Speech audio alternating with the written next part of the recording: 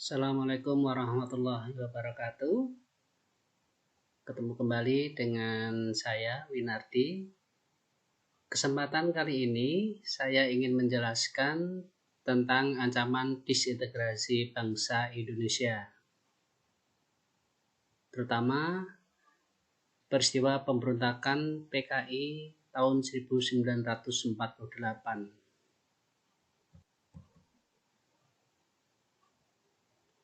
Sebenarnya kita sebagai bangsa yang besar, mengapa saya katakan bangsa Indonesia adalah bangsa yang besar? Karena melihat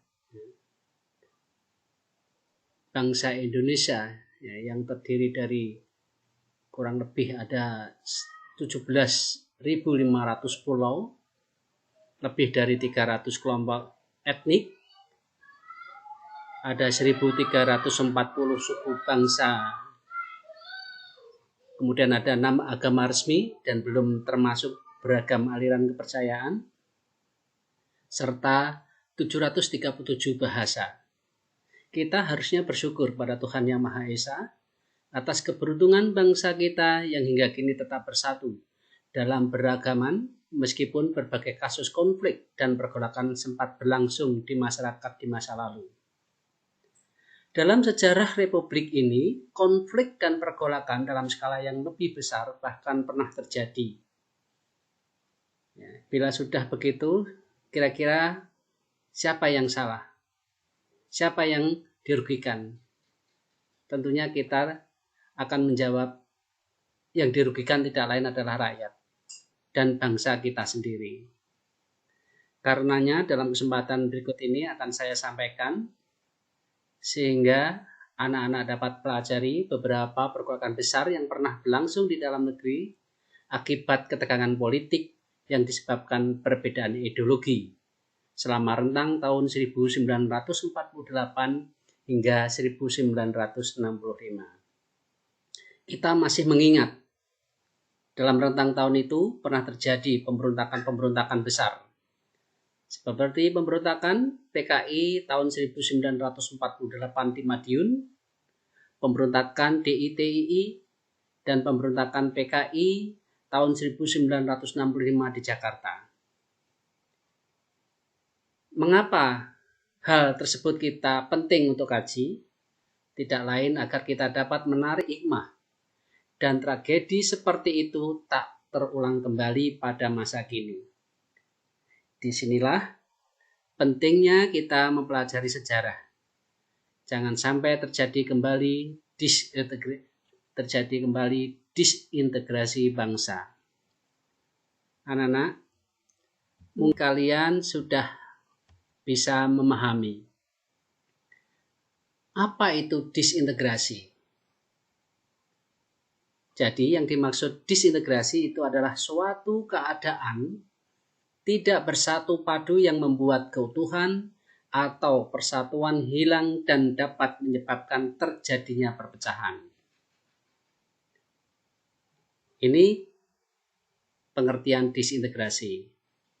Dan pada tahun 1948 hingga tahun 1965 ini pernah terjadi, bangsa Indonesia terjadi disintegrasi. Sedangkan kebalikannya dari disintegrasi itu apa? Yaitu integrasi. Adalah penyatuan yang menyebabkan kesatuan dan persatuan sehingga menjadi utuh. Anak-anak, dari pengertian disintegrasi dan integrasi tersebut, maka yang perlu kita pertahankan adalah integrasi. Bangsa yang besar ini kita harus jaga dengan persatuan dan kesatuan bangsa. Jangan sampai terjadi disintegrasi.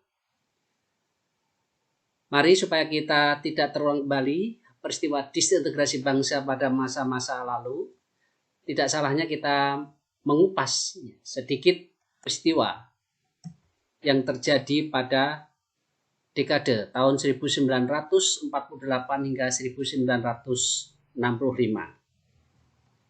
Semenjak proklamasi kemerdekaan Indonesia pada tanggal 17 Agustus 1945 yang dibacakan oleh Insinyur Soekarno, dalam pertanyaan kita, apakah semua rakyat Indonesia waktu itu mendukung terbentuknya NKRI? Jawabannya, ternyata tidak. Semua rakyat Indonesia mendukung terbentuknya NKRI. Inilah cikal bakal mulanya disintegrasi bangsa. Bagaimana nasib bangsa Indonesia setelah merdeka yang telah diperjuangkan para pejuang pendiri bangsa? Ternyata ada kelompok-kelompok tertentu tidak mau mengakui keberadaan Negara Kesatuan Republik Indonesia. Dalam pertanyaan kita, mengapa waktu itu mereka menghendaki adanya perpecahan diri dengan Negara Kesatuan Republik Indonesia, atau mengapa bisa terjadinya disintegrasi? Ini ternyata kalau kita ditelusuri dalam sejarah kita, ada 3 faktor yang menyebabkan terjadinya disintegrasi itu. Yang pertama, perbedaan adanya ideologi. Yang kedua, konflik kepentingan atau vested interest. Kemudian ada konflik sistem pemerintahan. 3 hal inilah yang menyebabkan adanya disintegrasi bangsa Indonesia pada dekade tahun 1948 hingga 1965. Tapi dalam kesempatan ini saya hanya akan membahas terjadinya disintegrasi bangsa disebabkan oleh konflik ideologi atau perbedaan ideologi.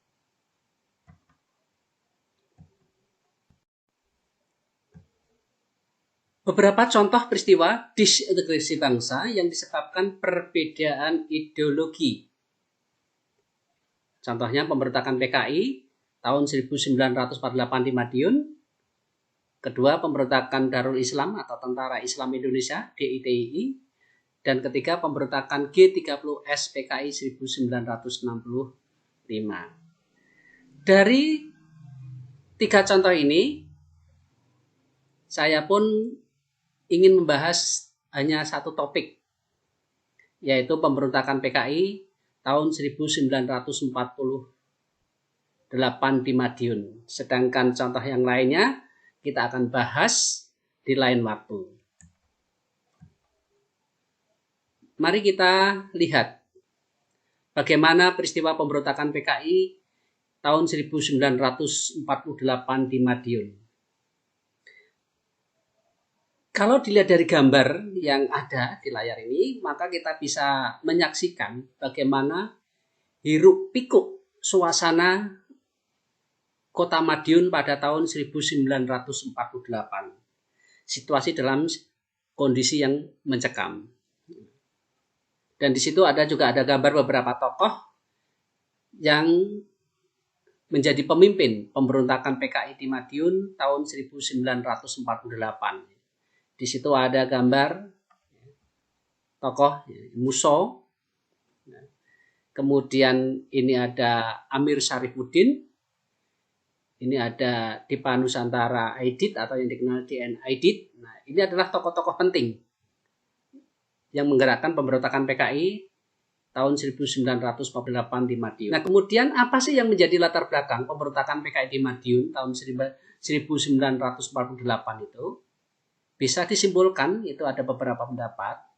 Yang pertama, karena jatuhnya kabinet Amir Syarifuddin akibat ditandatanganinya perjanjian Renville yang sangat merugikan Republik Indonesia, sehingga menyebabkan kabinet Amir Syarifuddin itu dimosi tidak percaya, sehingga dia harus meninggalkan jabatannya sebagai Perdana Menteri. Ini jelas menyebabkan kekecewaan dari kubu PKI karena kebetulan Amir Syarifuddin merupakan sebagai salah satu tokoh dari PKI. Kedua, adanya kedekatan Amir Syarifuddin dengan tokoh PKI Muso di mana mereka mempunyai pandangan yang sama, ingin bercita-cita, yaitu menyebarkan ajaran komunis di Indonesia, dan ingin mendirikan negara Indonesia menjadi negara komunis. Itu yang kedua. Yang ketiga, yaitu adanya propaganda, kekecewaan terhadap Perdana Menteri Kabinet Hatta yang waktu itu dalam menjalankan program RERA, rekonstruksi dan rasionalisasi, di mana untuk mengembalikan 100.000 tentara menjadi rakyat biasa dengan alasan penghematan biaya. Ini yang menjadikan alasan PKI kemudian melakukan suatu pemerintahan. Karena memang kita kalau mengingat ya, dengan masa pelaksanaan kabinet parlementer pada tanggal 14 November 1945 itu menyebabkan terjadinya berbagai gejolak sosial di Indonesia. Situasi Indonesia waktu itu mengalami kondisi yang tidak menentu, baik di bidang sosial, baik di bidang ekonomi, maupun dalam bidang politik. Sehingga hal itu dimanfaatkan oleh kelompok, dalam hal ini PKI, berusaha ingin merongrong kekuasaan pemerintahan Negara Kesatuan Republik Indonesia, yaitu dengan melakukan pemberontakan PKI di Madiun. Kemudian bagaimana kronologinya? Pertama, yang dilakukan oleh kelompok PKI yaitu membentuk Front Demokrasi Rakyat atau yang dikenal dengan FDR. Pembentukan FDR ini diawali setelah jatuhnya Kabinet Amir Syarifuddin, sebagai penggantinya adalah Kabinet Muhammad Hatta. Hal ini tadi saya katakan tadi yang menyebabkan kekecewaan dari kubu PKI sehingga dia menyusun kekuatan. Terlebih-lebih pada masa Kabinet Muhammad Hatta, ini ternyata PKI tidak dilibatkan dalam penyusunan program. Semakin hubungan pemerintah Kabinet Hatta waktu itu dengan PKI semakin renggang. Disitulah akhirnya Amir Syarifuddin dengan tokoh-tokoh lainnya ingin menjadi oposisi atau ingin menjadi mengkritisi terhadap pemerintahan. Kemudian melalui FDR yang dicetuskan oleh Amir Syarifuddin tadi ternyata mendapat dukungan yang luar biasa dari organisasi-organisasi lainnya. Seperti Partai Komunis Indonesia, Partai Sosialis Indonesia, Pemuda Sosialis Indonesia, Partai Buruh Indonesia, Serikat Buruh Perkebunan Republik Indonesia. Nah, maka menunjukkan berarti di sini PKI mulai kekuatannya besar. Dengan kekuatan yang besar ini kemudian tadi melalui FDR-nya, Front Demokrasi Rakyat, mereka berani melakukan penekanan terhadap pemerintah dengan cara mengadakan pemogokan sebagai aksi protes. Yang pertama ya, yang kedua mengadakan penculikan serta pembunuhan terhadap lawan-lawan politiknya.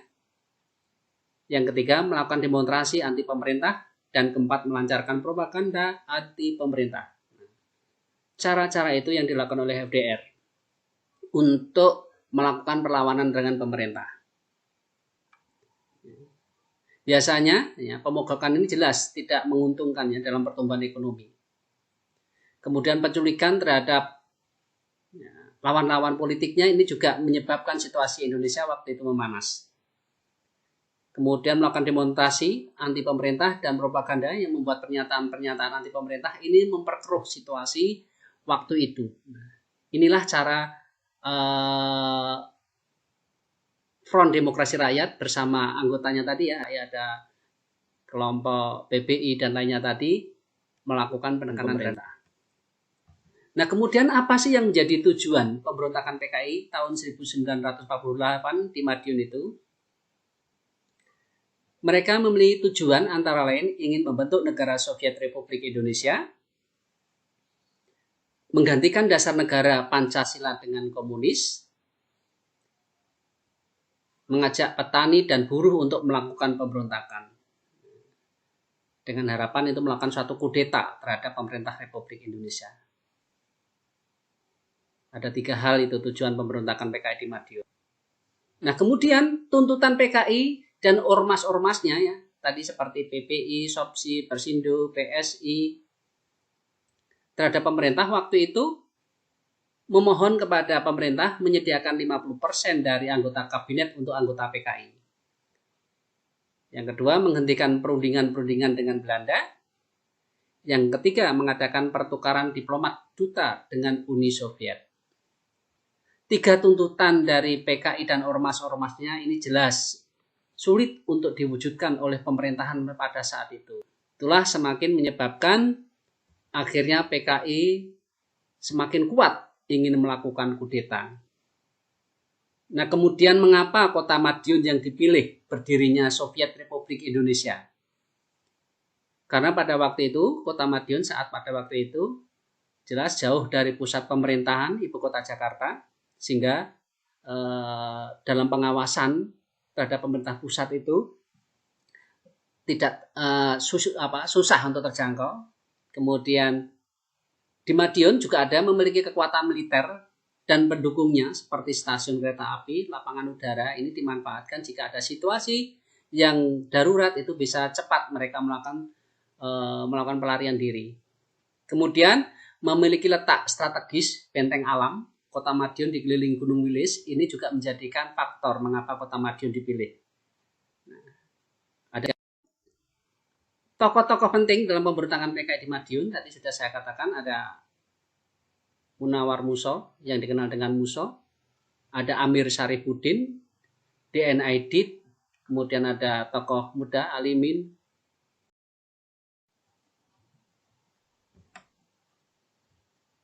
Pemberontakan PKI di Madiun itu diawali pada tanggal 11 September 1948. Sekali saya ulangi, 11 September 1948. Pemberontakan berdarah di Surakarta, Jawa Tengah, antara pasukan pro PKI yaitu Divisi 4 waktu itu melawan dengan pasukan pro pemerintah RI Divisi Siliwangi.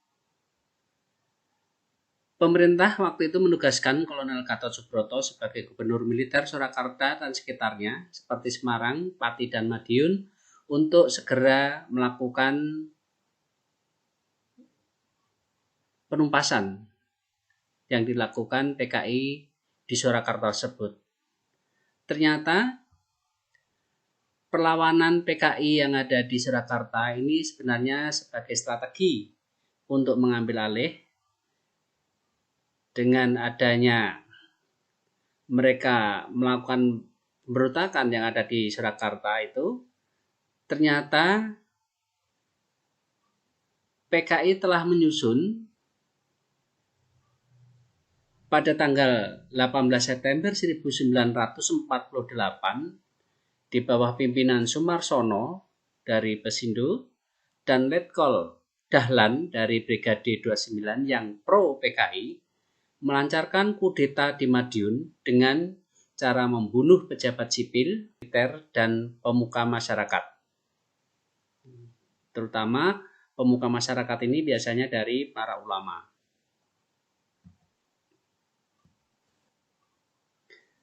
Kemudian mengetahui kota Madiun yang dibawa pimpinan Muso, Amir Syarifuddin, DN Aidit, dan lainnya, mereka melaksanakan akhirnya merasa kuat ya pada tanggal 18 September 1948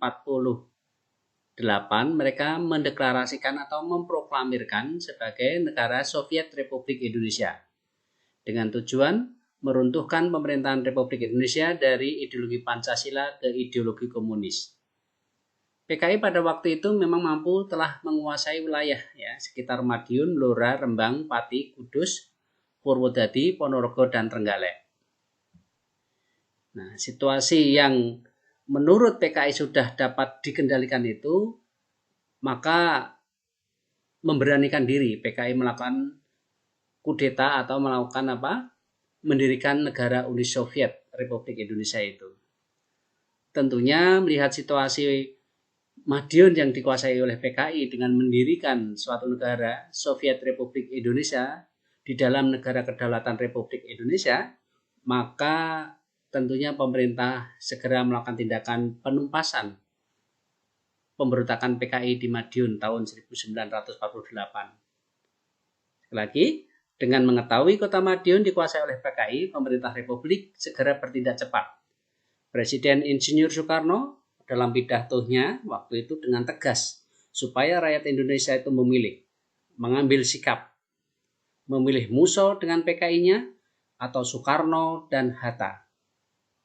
Akhirnya pemerintah RI mengerahkan kekuatan militernya yang di bawah pimpinan Kolonel Gatot Subroto, Kolonel Sungkono, Kolonel Abdul Haris Nasution, Mayor Sabarudin, Letnan Kolonel Ali Sadikin, dan lain-lainnya diperintahkan untuk merebut kembali kota Madiun dari PKI.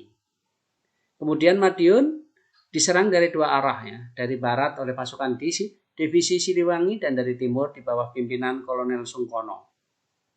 Maka pada tanggal 30 September 1948, semenjak proklamasi 18 September 48, kurang lebih 3 hari itu, kota Madiun dapat dibebaskan dari pengaruh kekuasaan pasukan pro PKI. Tokoh-tokoh PKI seperti Musso dapat ditangkap dan tewas ketika pengejaran di kota Ponorogo. Sedangkan Amir Syarifuddin, Suripto, Maruto Darusman, dan Sarjono dapat ditangkap di Purwodadi Grobogan. Akhirnya mereka dibawa ke Yogyakarta dan dijatuhi hukuman mati. Sedangkan tokoh lain seperti D.N. Aidit waktu itu dapat meloloskan diri, yang nanti bisa dikatakan dengan mampunya D.N. Aidit ini meloloskan diri dari kejaran dari kepungan militer Republik Indonesia, nanti dia juga akan meneruskan perjuangan PKI dengan melakukan pemberontakan yang lainnya seperti pada tahun 1965 yang ada di Jakarta. Kemudian dalam catatan Monumen Kresek itu ada banyak korban pemberontakan PKI di Madiun. Diperkirakan itu ada 17 tokoh korban keganasan PKI tahun 1948. Untuk mengenang para pejuang-pejuang itu dibangun monumen di Desa Kresek. Adapun tokoh-tokoh yang meninggal menjadi korban pemberontakan PKI di Madiun 1948 itu ada Kolonel Infanteri Marhadi, ada Letnan Kolonel Wiono, kemudian ada Inspektor Polisi Suparbak, ada Mei Istiqlan, Raden Mas Sarjono, Kiai Husein, Muhammad, Abdul Rahman, Sosro, dan lain-lainnya.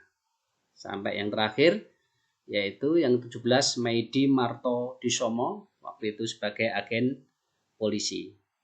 Demikian paparan saya sedikit tentang peristiwa pemberontakan PKI tahun 1948. Semoga bisa bermanfaat dan bertemu kembali di kesempatan yang lain dengan pembahasan materi yang lain.